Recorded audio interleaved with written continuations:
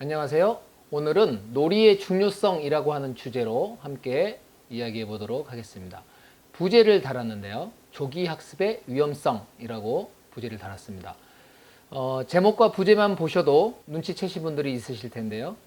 놀이가 중요하다라는 건 여러분들이 다 알고 있지만 조기 학습의 위험성에 대해서 잘 모르시는 분들이 있는 것 같아서 놀이의 중요성이라는 주제로 진행해 보도록 하겠습니다. 우리가 일자산 숲 탐험대를 선택해서 보내고 있습니다. 숲 유치원을 보내게 된 결정적 계기가 무엇인가요? 학부모님들마다 다 다를 텐데요. 일단은 행복한 어린 시절을 우리 아이에게 제공해주고 싶다라고 하는 마음이 있을 거예요.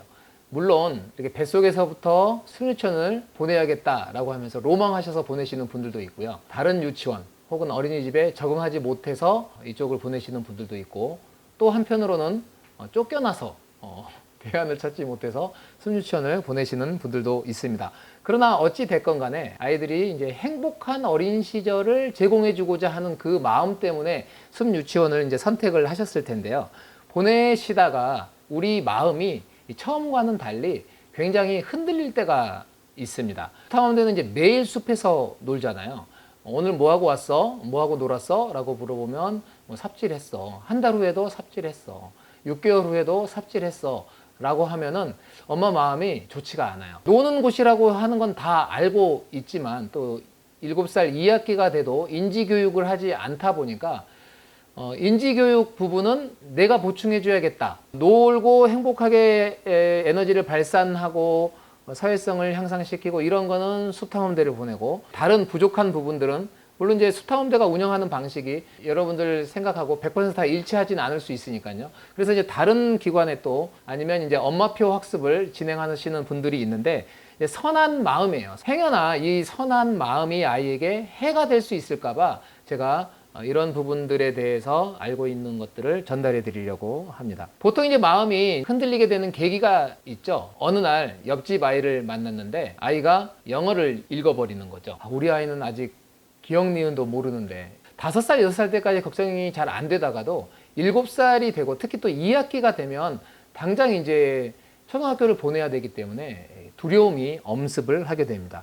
안 그래도 이런 것들을 보면서 마음이 왔다 갔다 하는 것을 누르면서 숲탐험대를 보내고 있는데 시어머니나 친부모님이 너 7살에도 계속 거기 보낼 건 아니지? 라고 이렇게 물어보면 흔들리는 그런 마음이 있습니다. 아니면 이제 설득을 해야 되는데 어떤 말을 해야 될지 잘 모르시는 분들이 있는데요. 이 강의가 도움이 됐으면 좋겠습니다. 한국 학부모들에 대한 설문조사를 살펴봤는데요. 만 1세가 되면 26.7%가 인지교육을 시킨다고 해요. 만 4살이 되면 44%, 그리고 만 5세가 되면 76% 한글이나 영어 이런 문자 교육을 시작한다는 조사가 있습니다. 대부분의 학부모님들은 글을 빨리 깨우친 아이가 똑똑하다라고 하는 잘못된 믿음을 가지고 있습니다. 그러나 대부분의 전문가들은 취학 전에 글을 가르치는 것은 바람직하지 않다라고 이야기를 하고 있습니다. 대부분의 학부모 그리고 대부분의 전문가, 이 둘이 너무 다른 방향으로 가고 있습니다. 여러분들은 옆집 아주머니의 말을 듣는 편인가요? 아니면 전문가의 말을 듣는 편인가요? 이 두려움이라고 한다는 건 사실 비교 때문에 생기는 경우가 많이 있는데요. 한 번씩 살펴보도록 하겠습니다. 자, EBS에서 나왔던 내용인데요. 글자를 언제 배워야 효과적일까? 글자를 배울 수 있는 최적기가 7세 이후다. 더 빨리 더 즐겁게 글을 배울 수 있기 때문이다 라고 이야기를 하고 있습니다. 글을 먼저 가르쳐 주어버리면 상상력을 펼칠 수 있는 기회를 빼앗길 수 있습니다 라고 이야기를 해요. 그래서 핀란드나 독일, 영국, 이스라엘은 아동학대 혹은 선행학습 금지법으로 법으로 철저하게 금지시키고 있습니다. 독일 취학 통지서에는 이런 경고문이 있다고 하죠. 귀대의 자녀가 입학 전에 글자를 깨치면 교육 과정에서 불이익을 받을 수 있습니다. 그리고 초등학교 입학해서 담임 선생님으로부터 이런 말을 듣는다고 해요. 왜 그렇게 부도덕한 일을 하셨습니까? 아이가 수업 시간에 산만하고 집중을 안 하고 인격 형성에 장애가 생기면 당신이 책임질 겁니까? 라고 하는 이 질책을 당한다고 해요. 취약 전 아이들이 받아야 할 중요한 교육을 읽기 교육으로 빼앗길 수 없다 라고 하는 핀란드 교육학자들이 이야기를 하고, 가장 중요한 것으로 바깥놀이를 핀란드 교육청에서는 중요시 여기고 있습니다. 한글뿐만 아니라 영어 교육을 시키고 있죠. 영어 유치원 한 군데가 생기면 심리치료실 세 군데가 성업한다라는 말이 있을 정도입니다. 제가 심리치료실을 2년간 운영을 했었는데요. 심리치료실을 하시는 분들하고 이야기를 하다 보면 어디에 오픈을 해야 되느냐 했을 때 근처에 영어 유치원이 있는 곳을 1순위로 뽑고 있습니다. 아이들이 엄청난 스트레스를 받고 있다라는 건데요. 우리가 이제 막연히 아는 게 아니라 왜 아이들이 힘들어하고 어떤 면이 아이들한테 안 좋은지 근거를 알고 있어야 여러분들이 다른 사람한테 이야기를 해줄 수 있고, 또 자신이 인지교육을 시키지 않고 수탐험대만 보내는 것으로 만족할 수 있을 것 같아요. 우리 부모님들은 영어에 대한 로망이 있죠. 이 로망은 사교육으로 연결이 되고 있습니다. 학습에 대한 뿌리 깊은 열망은 사교육 시장 세계 1등이라고 하는 엄청난 랭킹을 유지하고 있습니다. 육아의 신이라고 하는 오은영 선생님한테 질문이 많이 온다고 하죠. 어떻게 하면 아이를 잘 키울 수 있을까요? 이때 오은영 선생님은 이렇게 말한다고 하죠. 아이한테 잘 키울 생각을 하지 말고 어떻게 하면 해를 입히지 않고 키울 수 있을지를 먼저 생각해 보자고 이야기를 한대요. 해를 입히는, 그러니까 좋은 선한 의도로 아이에게 시작을 하지만 오히려 해를 입힌다면 얼마나 마음이 아프겠어요. 그래서 전문가들이 말하는 방식을 조금 더 참고해 주시기를 바랍니다. 소아청소년 정신의학회 소속의 만 2년 이상의 경력을 가진 정신건강의학과 전문의 27명에게 물어봤다고 합니다. 조기 인지교육이 영유아의 정신건강에 미치는 영향에 대해서요. 85.2%가 부정적 영향이 더 크다. 어떤 내용으로 그러느냐 했을 때 학업 스트레스로 인한 게 95%고요. 조기 인지 교육으로 인해서 자율성이 저하된다가 69.6%. 오히려 낮은 학습 효과, 창의력이 저하된다가 60.9%였습니다. 그리고 조기 영어 교육이 영유아의 정신 건강에 미치는 영향이 어떠냐라고 물어봤을 때 70.4%가 부정적 영향이 더 크다라고 이야기를 했고요. 내용으로는 정신 발달에 부정적이다. 89.5%. 낮은 학습 효과를 나타낸다. 42.1%. 영어 학습의 거부자가 된다. 이게 21.1%였습니다. 영어 조기 교육 과정 중에 영유아의 발달에 적합하지 않은 활동은 무엇이냐 했을 때에 반 정도 48.1%가 비디오와 스마트폰 등 영어 영상물을 꼽았고요. 이머전 교육이 37.0%, 영어 원서 읽기가 33.3%로 나왔습니다. 조기 인지 교육을 받는 영유아들에게 나타나는 부작용 증상들은 어떤 게 있느냐라고 했을 때 51.9%가 짜증이나 분노, 공격성, 감정 조절에 어려움을 겪는다라고 이야기를 했고요. 부모와의 관계가 악화된다가 48.1%, 학습 거부를 나타내거나 행동 문제를 나타내는 게 40.7%다라고 이야기를 하고 있습니다. 저는 사교육이 아니라 엄마표 영어인데요 라고 이야기를 하는데요. 심리치료실에 있으면 이제 영어 유치원에 가면서 문제 행동으로 상담받으러 오는 경우가 많이 있는데 전형적인 패턴이 있습니다. 영어 교육을 시작을 하면 아이가 따라해서 칭찬을 하게 되죠. 그러면 아이들이 칭찬을, 보상을 받았으니까 더 관심을 가지고 영어를 더 잘하게 되죠. 그러나 어느 순간이 되면 더 이상 늘지 않고 오히려 우리말도 느리게 되는 현상이 나타납니다. 그리고 타인과 관계 맺는 능력이 심각하게 저하되는 모습을 보이고요. 그리고 친구들에게 다가가는 걸 기피하는 모습을 보입니다. 그 다음에 낯선 환경에 대한 거부감을 보이고요. 함께 놀이를 통한 행동과 감정을 조절하지 못하는 모습을 나타냅니다. 그리고 친구들의 거부가 이어지고요. 따로 혼자 놀이를 하게 되는, 이게 이제 전형적인 조기 교육의 부정적인 현상으로 나타나는 전형적인 패턴이라고 할 수 있겠습니다. 조기 사교육 아동의 주요 호소 문제에 관계의 어려움, 그리고 사회적 미성숙, 불안, 감정 조절의 어려움, 주의 산만, 위축, 우울 이런 것들은 여러 가지 형태에서 공통적으로 나타나는 보고들입니다. 대한민국의 대표적인 뇌과학자라고 불리는 서울대의대 서유연 교수님, 지금은 가천대 뇌과학연구원 원장으로 계시는데요. 이분은 이제 조기 교육을 하지 말아라. 이게 아이들의 뇌를 망친다라고 뇌과학자가 이렇게 강연을 하고 다닙니다. 교수님이 말씀하신 걸 제가 한번 그대로 읽어 드릴게요. 우리의 뇌는 크게 3층 구조로 되어 있는데 1층은 생명 유지의 뇌, 2층은 감정과 본능의 뇌, 그리고 마지막 3층은 공부와 이성의 뇌입니다. 뇌는 20년 동안 서서히 발달하는데 시기별로 뇌의 발달 부분과 뇌 각 부분이 기능하는 영역이 다 달라요. 그래서 아직 인지 기능이 발달이 안 된 유아에게 모국어가 아닌 인위적인 언어 교육을 하면 원래 이 시기에 발달해야 할 감정과 본능의 뇌가 잘 발달하지 못합니다. 언어를 관장하는 측두엽은 7, 8세가 되어야 본격적으로 발달하기 때문에 언어 교육은 초등학교에 가서 시키는 게 맞는 겁니다. 라고 이야기를 하고 있습니다. 인간은 이성의 동물이기 이전에 감정과 본능의 동물이며 따라서 감정과 본능의 뇌가 제대로 발달해야만 고차원적인 이성의 뇌가 잘 발달할 수 있다라고 이야기를 하고요. 언어뇌는 7살 돼서야 본격적으로 자라고 감정 조절되는 뇌는 유아기에 중요한데 그 시기에 언어 공부를 시키니 망한다. 남과 비교하는 마음을 버리고 아이 뇌를 발달시키는 조력자가 되라 라고 이야기를 하고 있습니다. 남보다 일찍 하면 망한다. 남보다 많이 하면 망한다. 남과 비교하면 망한다 라고 하면서 강연을 하시는 분이에요. 유아 시절에는 전두엽을 잘 발달시키는 교육을 해야지 전두엽에는 자극을 안 주니까 어떻게 됩니까? 적절한 자극이 없으면 회로가 도달하다가 다 사라져요 라고 하면서 뇌의 가소성에 대해서 이야기를 하죠.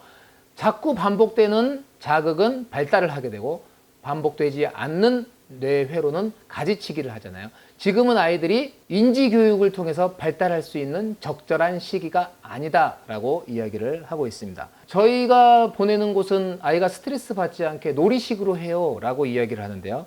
놀이 전문가 편혜문 씨는요. 사기치지 말라고 이야기를 합니다. 놀이는 놀이고 학습은 학습이다 라는 거죠. 놀이식 학습은 학습이에요. 아이들에게 물어보고 인터뷰를 해보는 영상들이 굉장히 많이 있는데요. 기가 막히게 구분을 해요. 놀이와 학습. 탐험대에서 놀 때도 마찬가지예요. 선생님이 제안을 해서 이런 놀이를 하자라고 하면 애들 되게 재밌게 놀지만 시간 됐으니까 가자라고 이야기를 하면 저희는 못 놀았어요 라고 이야기를 해요. 그러니까 주도만 선생님이 해도 놀았음에도 아이들은 그걸 진정한 놀이라고 생각을 하지 않는데 놀이식으로 수업을 하면 그걸 공부라고 생각을 하고 학습이라고 생각을 하지 절대 놀이로 생각을 하지 않는다라는 거예요. 놀이의 가장 중요한 부분들은 바로 자발성, 자기가 선택한 부분이어야 진정한 놀이라고 할 수가 있습니다. 일찍 시작하면 시작할수록 우리말처럼 배울 수 있다는 부모의 기대 때문에 모국어 발달이 채 이루어지기 전에 또 다른 언어를 배우면서 새로운 언어의 낮은 수준에 따라 사고 수준도 낮아질 수 있다라고 이야기를 하고 있습니다. 굉장히 이제 무서운 말이기도 한데요. 그렇다면 놀이라는 건 도대체 뭐냐? 정확한 놀이가 어떤 것이다라는 것을 이제 알고 계셔야 될 텐데요. 우리가 놀이가 중요하다라는 말은 너무나도 많이 들었어요. 프레벨도 유아기 놀이는 곧 교육이다라고 이야기를 했고 놀이가 생활이고 생명을 꽃피게 하는 것이다. 그냥 시적 표현이 아니라 인생을 통틀어서 이야기하는 유아교육 전문가, 이쪽에 공부하시는 분들은 다 아는 분이잖아요. 아이삭은 놀이가 아동의 삶 자체인 동시에 이 세상을 이해하는 수단이다. 러비는 문제 해결력, 협동, 도구 사용 기술, 창조성, 언어 발달, 통찰력, 성 역할, 문화의 전승, 사회, 도덕, 인지 발달에 공헌하는 마술상자다라고 이야기를 하고 있습니다. 외국 사람이 아니고 옛날 사람이 아닌 우리나라 연세대 아동가족학과 교수도요. 주도적으로 움직이고 몰입하고 주변 환경을 관리하게 하는 도구가 바로 놀이다라고 이야기를 하고 아동심리치료학과 교수님은 자신의 효능감을 발달시키고 사회에 적응할 수 있는 지름길이 놀이이다. 아이들이 세상을 안전하게 경험할 수 있는 작은 세계다라고 이야기를 하고 있고요. 교육심리학과 교수님은요. 자기의 욕구나 소망을 표현하는 방식이 바로 놀이이다라고 이야기를 하고요. 놀이치료 전문가인 이영애 박사님은 놀이가 자신의 감정을 인식할 수 있고 표현할 수 있는 좋은 통로이다라고 이야기를 하고 있습니다. 이화여대의 김소양 교수님이 놀이에 대한 학부모에 대한 인식 조사를 했습니다. 교사들은 놀이는 전인 발달을 이루는 것이다 라고 이야기한 반면에 부모님들은 놀이를 통해서 특정 영역을 발달시킨다. 학습 활동으로서의 가치가 있다라고 놀이를 전반적으로 이해를 하고 있고요. 놀이를 증진시키기 위해서 필요한 게 무엇이냐라고 물어봤을 때에 교사들은 시간과 기회를 제공해줘야 한다라고 말한 반면에 대부분의 부모님들은 교구와 자료가 있어야 놀이를 할 수 있다라고 하면서 뿌리 깊은 학습에 대한 이해를 가지고 있습니다.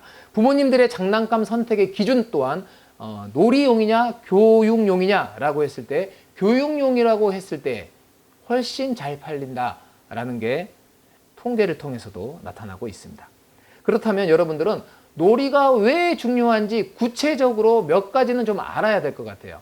아이가 이제 발달하는 시기에 그냥 애들이 좋아하니까 행복해 하니까 나는 그걸로 만족해 라고 하는 소극적으로 이 놀게 하는 게 아니라 적극적으로 이게 아이들을 발달시키는 핵심이기 때문이다라는 그 근거를 좀 가지고 계셔야 될 것 같아요. 그러니까 놀이를 시키는 게 중요한 이유도 알아야 되고요.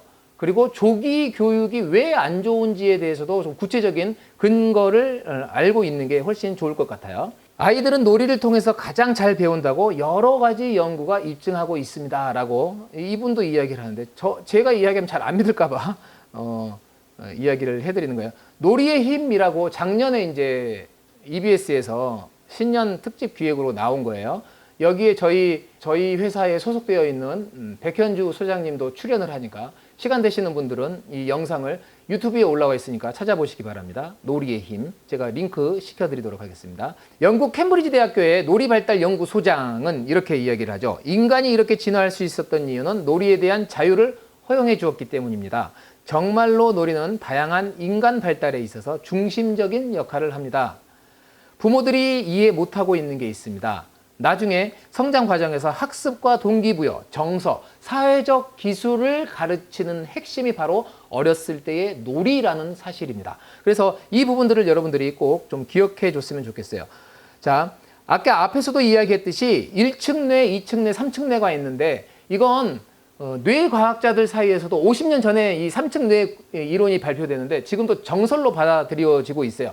생명의 뇌, 1층 뇌는 여러분들이 뱃속에 있을 때 다 완성이 된다라고 해요. 그리고 2층 뇌가 초등학교 입학 전에 감정의 뇌, 본능의 뇌라고 하는 이 감정의 뇌가 이 초등학교 입학 전에 주로 발달을 하고요. 그리고 이성의 뇌라고 하는 3층 뇌는 이제 만 7살 이후에 발달을 한다라는 게 뇌과학자들이 이야기를 해주고 있고요. 뇌과학자들 뿐만 아니라 아동학자, 발달학자, 언어학자, 뭐 심리학자 모든 분야의 전문가들이 동일하게 이야기를 해요. 그러면 힘이 어떤 게 가장 셀까요? 어떤 뇌가?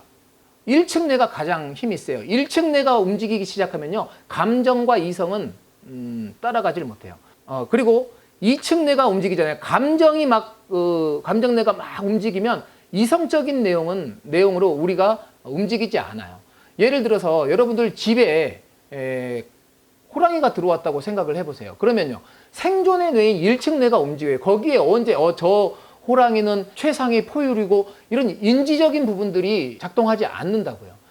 감정도 그때는 필요 없어요. 뇌가 살아야 되기 때문이죠. 그러니까 1층 생명의 뇌가 가장 힘이 세고요. 그 다음이 감정뇌예요. 다시 말하면 지금 감정뇌가 가장 발달하는 시기에 이 감정을 세밀하게 조절할 수 있는 탄탄한 것들을 만들어 놓지 않으면 이후에 3층 뇌가 제대로 자리를 잡을 수 없다라는 거예요. 놀이가 인지 발달에 지대한 영향을 준다라는 게 이 이유예요. 그러니까 지금 놀이를 통해서 감정을 느끼고 감정을 표현하고 그리고 친구들과 교류를 함으로써 감정뇌가 세밀하게 발달하는 거예요. 감정뇌가 그러면 3층 뇌와 따로 떨어져 있나요? 연결되어 있어요. 자, 3층 뇌를 한번 살펴보도록 할게요. 3층 뇌는 이 전두엽과요, 두정엽, 후두엽, 그리고 측두엽으로 구성되어 있죠. 이 놀이를 통해서 이 전두엽이 발달을 하게 되는데요. 전두엽이 우리 이제 공부 잘하는 아이들을 연구를 하잖아요. 이 친구들이 어떤 부분이 발달되어 있느냐? 바로 전두엽이 발달되어 있다라는 게 뇌과학, fMRI를 통해서 이제 밝혀지고 있는데요. 후두엽은 시각 세포가 가장 많이 있죠. 분포되어 있죠. 후두엽, 그러니까 미디어를 보면 시각을 통해서 후두엽이 자극되면 상대적으로 전두엽이 발달할 기회를 있습니다. 지금 우리 이 친구들이 감정뇌가 발달하는 시기임과 동시에 전두엽이 이제 활성화되어서 형성되는 그런 시기이기 때문에 이 전두엽이 학습의 중추, 행동의 중추, 그러니까 사고하고 판단하고 계획하고 계획을 수정하고 재실행하는 이런 중추의 역할을 하는 게 전두엽. 특히 전두엽이 그런 뇌의 CEO 역할을 하게 되는데 이게 바로 감정뇌와 연결되어 있다는 거죠. 그래서 감정뇌가 탄탄하게 세밀하게 발달되어 있지 않으면 전두엽이 컨트롤되지 않습니다. 그래서 이 부분들을 여러분들이 잘 알고 있어야 되겠어요. 아이들의 인지 발달 단계에 맞춰서 몰입할 수 있는 놀이를 경험해 주라라고 이야기를 하잖아요. 피아제의 인지 발달 이론에 의해도 지금은 전 조작기에 해당합니다. 추상적 사고를 이해할 수 있는 나이가 아니에요. 모음과 자음을 조합해 가지고 새로운 단어가 만들어진다라고 아이들이 새로운 단어를 인식하는 게 아니라 그냥 전혀 다른 그림으로서 외워버리는 거예요. 그러니까 오래 걸리게 되는 거고, 아이들은 아는 것 같지만 지금 그 부분을 자극하지 말라는 게 여러 분야의 전문가들의 이야기고요. 언어학을 평생 연구하시는 분들도 자기 자녀를 문자 교육을 일부러 시키지 않아요. 왜요? 문자 교육을 시키면 하다못해 책을 읽어줄 때에도 여러 가지 감정과 그림과 색감과 분위기와 전체적인 부분들을 여러 가지 상상을 할 수 있는 부분들을 싹 잘라서 문자에 집중하게 만들기 때문이에요. 그런데 여러분들이 그 부분을 꼭 좀 이해했으면 좋겠습니다. 2에서 7세는 전 조작기, 그러니까 상징적 표상놀이를 많이 하는 시기죠. 상징적 표상놀이 뒷부분에 또 나오지만 가상놀이와 역할놀이를 하는 거예요. 그러니까 인지 능력과 언어 능력, 추론 능력이 이 상징적 표상 능력을 많이 해본 친구들이 뛰어나다라는 건 밝혀진 내용들이에요. 지금 이 시기에 다양한 친구들과의 감정, 정서적인 교류로 인해서 상징적인 놀이를 시키는 거예요. 구체적인 놀이가 아니라 상징적인 놀이, 막대기를 들고 지팡이 역할을 하고 낚싯대 역할을 하고 그런 상상 놀이를 하는 거라고요. 엄마 역할을 하고 아빠 역할을 하는 상징, 표상 놀이를 해야 상상력이 자극되고 결국은 추론하고 인지하고 언어 발달이 되는 구체적인 근거를 제시한다는 거예요. 놀이를 통해서 몰입을 하게 되는 거예요. 자기가 좋아하는 놀이를 하게 되니까 몇 시간이고 할 수 있잖아요. 몰입. 그 몰입의 힘이 결국은 학습에서의 몰입, 그 메커니즘이 똑같다라고 이야기를 해요.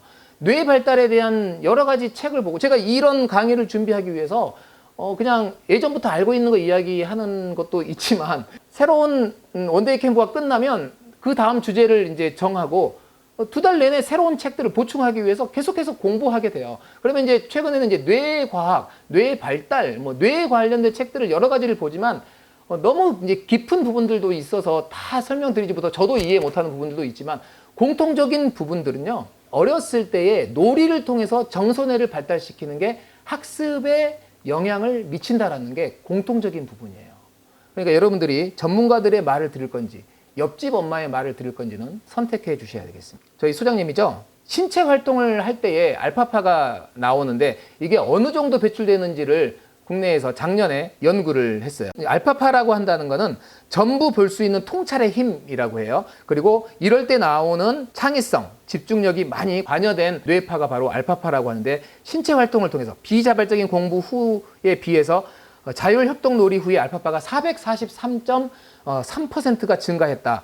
놀라운 수치잖아요. 신체 활동을 한 아이들의 뇌 발달과 그렇지 않은 아이의 뇌파 자체가 굉장히 다르고요. 선행학습이 어떤 점에서 위험하냐라고 했을 때 학습된 무기력을 가져온다라는 거죠. 이 학습된 무기력은 마틴 셀리그만이라고 하는 지금 미국의 심리학회 회장이죠. 프로이드 이후에 심리학계에서 거장이라고 하는 사람이 이 마틴 셀리그만인데요. 이분이 24마리의 개를 대상으로 우울증 실험을 하면서 우연히 이제 발견된 증상이 학습된 무기력입니다. A그룹은 전기 충격을 주게 되죠. 지금은 이런 비윤리적인 실험을 못하게 되어 있는데요. 이때 당시에는 가능했어요. 그래서 이 철판에다가 전기를 주고 코로 이 스위치를 건들면 전기가 멈추게 하는 집단입니다.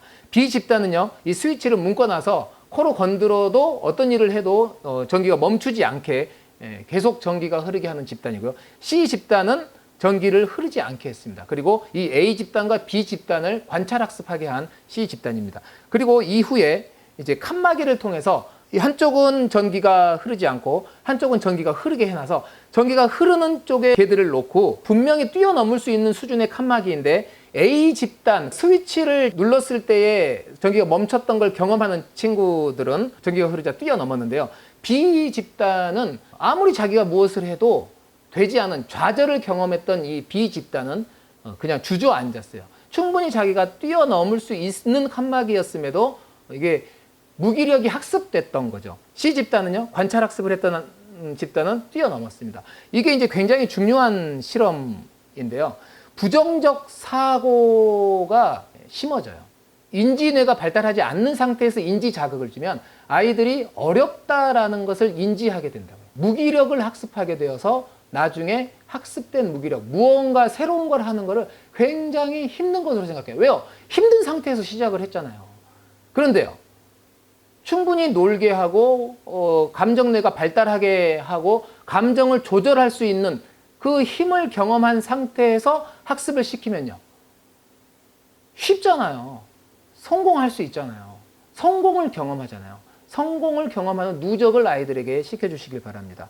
우울증 환자들을 치료할 때도요, 이 부정적 사고의 패턴이 있어요. 그래서 이 회로를 바꿔주는 게 이 심리치료실에서 많이 하게 되는데요. 초등학교에서요, 한글 책임 교육을 한다고 제가 작년 2학기 때 이야기를 해드렸는데요. 3월 달에는 학교 적응 훈련이라고 해서 수업을 안 해요. 그리고 4월 달이 되면 자음에 대해서 배우고요. 5월 달이 되면 모음에 대해서 배웁니다. 그리고 5월 달에 글자를 조합하면서 글자에 대해서 배우고요. 선긋기 먼저 시켜요. 그리고 6월 달이 돼야 받침이 있는 글을 시킵니다. 아이들 전혀 스트레스 받지 않는 상태에서 한글을 배우게 하셔야 됩니다. 학교 보면 선생님들이 선생님에 따라 좀 다르다던데요 라고 하는데요. 그런 경우가 종종 목격되는데요. 전반적으로 학교에서는요, 한글을 배우지 않고 온 학생들로 가정하고 수업을 하게끔 교육법이 개정되어 있습니다. 그런 상황이면 여러분들이 자꾸 교육청에 전화를 하셔야 돼요. 여러분들 이름 안 물어보고요. 학교만 말하면 되니까요. 저도 최근에도 몇 번 이야기를 했어요. 이런 건 여러분들이 움직여야 되는 거니까요. 공교육 정상화법 제5조 2항입니다. 교원은 학생의 학습권 보호를 위하여 학생의 선행학습을 전제로 수업을 하여서는 아니 된다. 이 부분들이 분명하게 있단 말이에요. 그러니까 현실은 다른데요. 그 알림장 쓰라고 하는데 아니에요. 알림장 다 붙여주게 되어 있다고요. 지금 전반적으로 그렇게 굉장히 적극적으로 교육청에서 하고 있고요. 저는 그 이전에 이미 첫째, 둘째, 셋째 다 그렇게 해서 학교 보냈는데요. 지금 너무나도 잘 적응하고 잘 놀고 있어요. 어렸을 때 신나게 놀다 보니까 이 놀이의 몰입의 힘이 있잖아요. 저희 첫째 같은 경우는 보신 분도 있겠지만 그림에 약간 일가견이 있어요. 어렸을 때부터 이 그림을 그리는데요. 그냥 한두 시간 그리는 게 아니에요. 4시간, 5시간, 6시간 일주일 집중해서 그려요. 그러니까 굉장히 수준 높은 그림을 제 입으로 말하니까 되게 좀 그런데요. 전시회 할 정도의 그림을 그리는 몰입이 있다고요. 지금은요, 중학교 2학년인데요. 그림을 그렇게 자주 그리지는 않지만 그 몰입의 힘이 지금 학습 쪽으로 좀 갔어요. 그래서 동생들이 형 공부병 걸렸다고 같이 안 놀아준다고 굉장히 아쉬워하고 있는데요. 스스로 공부를 해요. 근데 저는 막 공부해라 막 이러지 않았는데 공부하는 게 재밌대요. 그러면 저는 이제 그림도 같이 그렸으면 좋겠어. 네 그 부분에 뇌가 사라질까봐 걱정돼. 이렇게 이야기를 하는데요. 그러니까 그 몰입의 힘이 학습으로 갈 수도 있는 거예요. 둘째는요, 그 몰입에 놀았던 숲에서 마음껏 놀았던 그 몰입의 힘이 지금 독서로 가가지고요. 하루 종일 책만 봐요. 우리 막내는요, 이 수탁원대 출신의 우리 막내는요, 지금 하루 종일 그림 그리면서 이 책을 씁니다. 책을 지금 한 10권 넘게 만들었어요. 물론 맞춤법도 틀리고 하지만요. 이런 걸 쓸 때는요. 맞춤법을 지적을 하면 위축될 수 있기 때문에 틀려도 괜찮다라고 이제 왜 읽는데 지장이 없으니까요.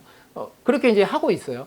그러니까 이 몰입의 힘은 결국은 자기 분야, 자기가 좋아하는 분야로 가게 되어 있어요. 이게 이제 학습이 되면 엄마들이 이제 로망이 될 수 있겠지만 자기가 좋아하는 걸 하게끔 하면 행복한 아이로 자라는 거잖아요. 그래서 어렸을 때 신나게 신체 활동을 하면서 노는 게 가장 큰 교육이다라는 걸 다시 한번 강조드리고 싶습니다. 놀이 자체가 학습이라고 하는 생각을 가지시고요. 새로운 놀이가 새로운 학습을 만들어낸다는 걸 기억해 주시기 바랍니다. 그리고 놀다 보면요. 활발하게 놀다 보면 BDNF라고 하는 뇌유래 신경성장인자라는 게 화학물질이 생성되는데요. 이 물질이 바로 고등학습, 기억력, 언어, 논리 등을 다루는 피질과 해마의 뉴런 성장을 자극한다라고 합니다. 여러 논문에서 이 BDNF는 뇌에 주는 비료와 같다라고 이야기를 했으니까요. 아이들이 많이 움직이고 많이 신체 활동을 했을 때에 아이들의 뇌에 여러분들이 영양분을 주고 있다라고 생각을 해주시면 되겠습니다. 그리고요, 놀면서 아이들이 말을 안 하면서 놀지 않잖아요. 말이 없는 내향적인 친구들도요, 말을 하면서 놀아요.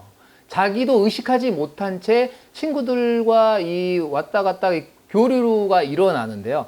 그래서 당연히 언어가 발달하게 됩니다. 놀이를 통해서 자기의 감정과 생각을 표현하게 되죠. 억울함을 당할 수도 있는 거고요. 자기가 저 곤충을 한번 만져보고 싶은데 가만히 있으면 안 보여주니까 어떻게든 한번 다가서서 말을 해줘야 되고, 말을 못 해가지고 꿍 했으면 처음에는 엄마한테 가서 말해볼까? 여러 가지를 해보면서 결국은 자기가 말을 해야 된다는 걸 깨닫고 이걸 반복해서 말을 하게 된단 말이에요. 그리고 하루의 일상생활에서 인상 깊었던 내용들을 친구와 반복하면서 말을 하게 되어 있어요. 그렇기 때문에 언어 발달이 이루어집니다. 그 언어 치료를 받는 것보다 숲에서 놀이를 할 때의 언어 치료 효과가 훨씬 뛰어난 걸 제가 많이 경험을 했습니다.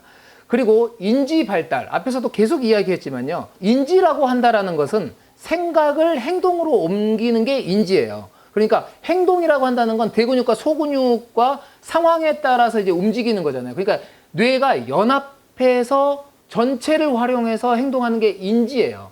생각만 하는 게 아니라고요. 생각을 옮기는 힘이 바로 인지라는 거죠. 그래서 움직여야 돼요.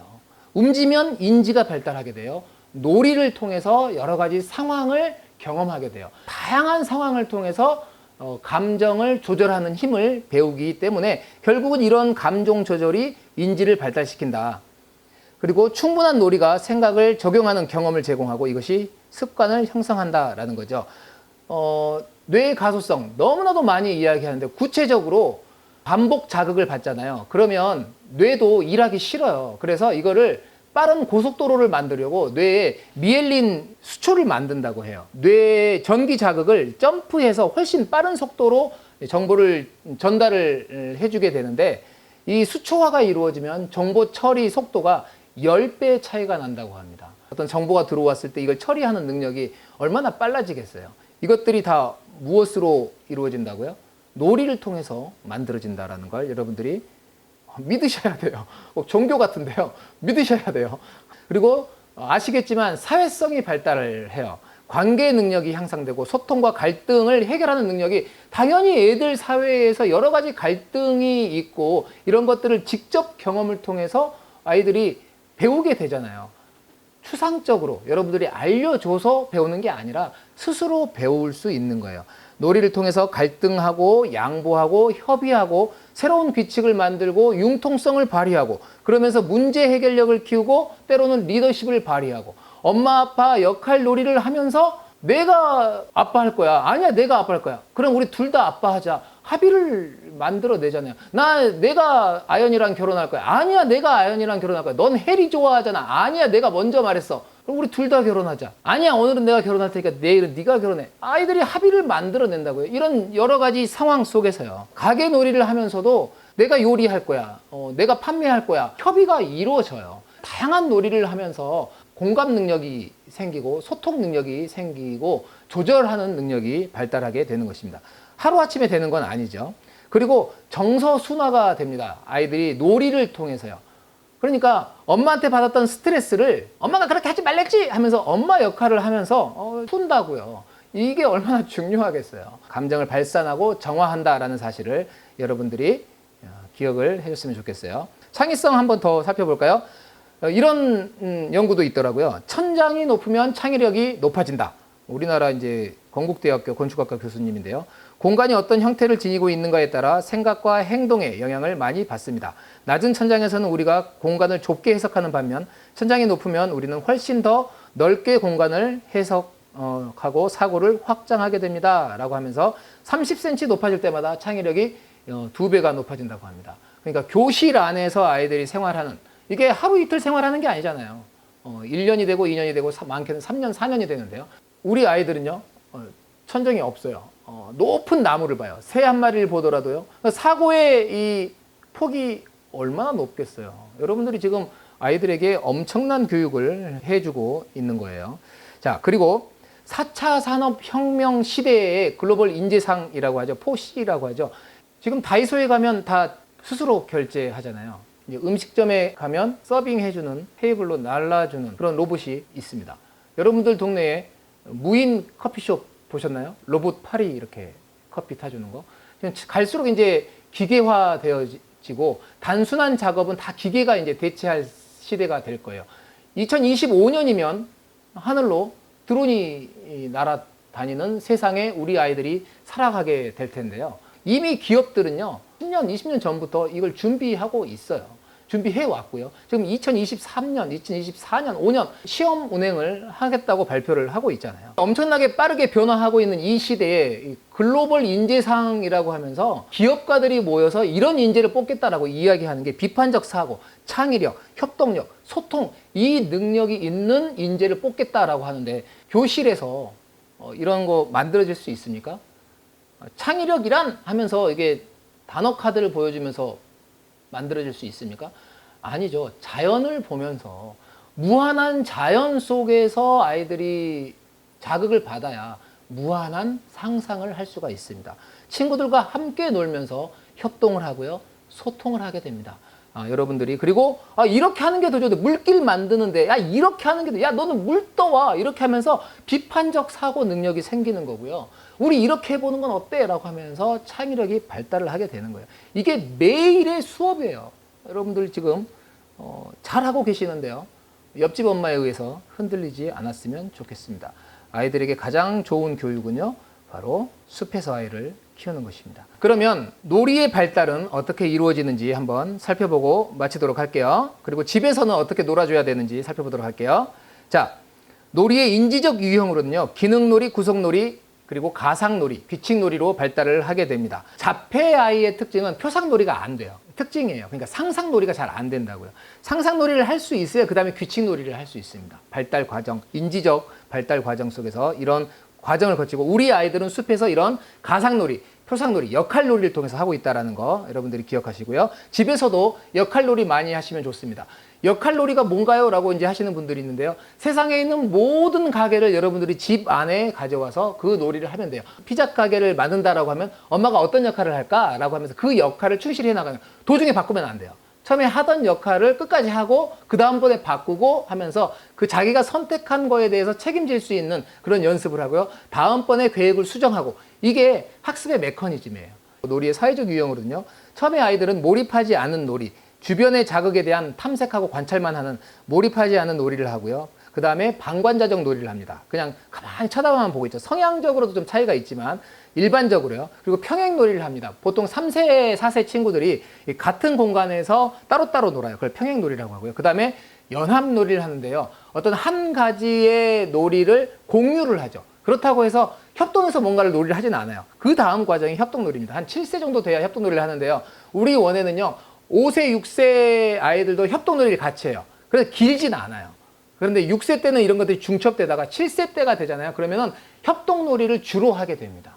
그래서 공동의 목표를 가지고 노는데요. 놀이의 발달 과정 속에서 인지적, 사회적 유형을 한번 살펴봤습니다. 오클라호마 대학에서요. 자신의 자녀들은 고집이 세고 통제되지 않은 아이다라고 인식하는 아동 학대를 하는 부모님들 110명을 대상으로 연구했던 사례가 있는데요. 한 집단은 분노 조절 요법, 그러니까 부모의 분노를 조절하는 요법을 실시했고요. 한 그룹은 부모 자녀 상호 치료를 진행을 했어요. 부모 자녀 상호 치료라는 건 앞에서 말했던 역할놀이를 함께 하는 건데요. 이후에 어떻게 됐을까요? 분노 조절 요법을 받은 아동 학대의 부모님은 40%가 호전된 반면에 부모와 역할놀이를 했던 가족은요 80%가 호전됐습니다. 그러니까 역할놀이가 얼마나 좋은가라는 것, 아이뿐만 아니라 부모에게도 굉장히 좋다라는 걸 말씀드리고 있습니다.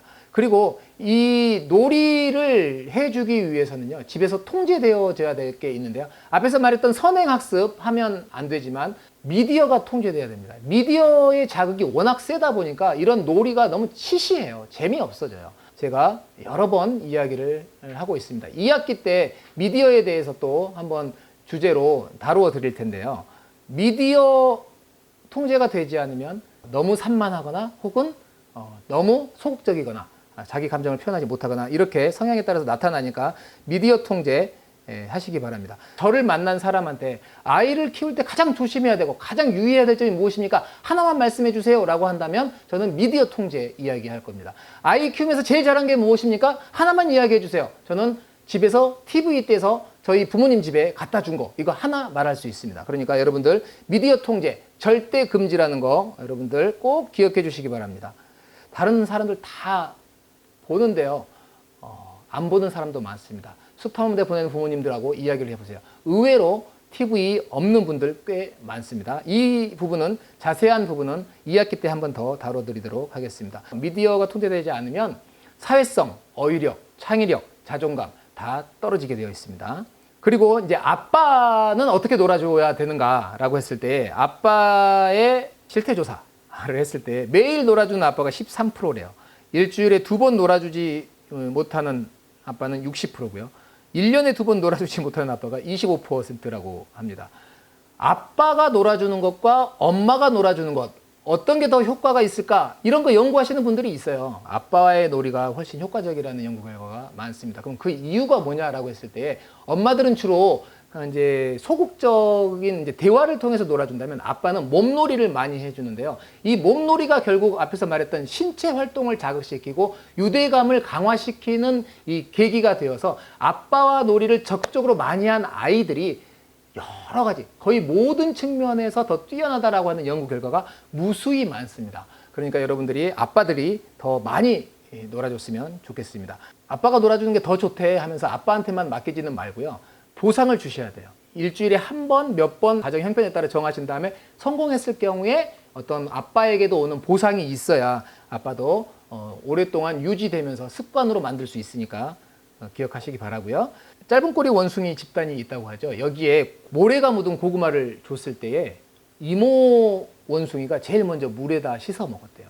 그 다음에 한참 후에 엄마 원숭이, 뭐 동생 원숭이 이렇게 씻어 먹었는데 제일 나중 5년이 지나도록 그대로 먹는 원숭이가 있었는데요. 바로 아빠 원숭이였다고 합니다.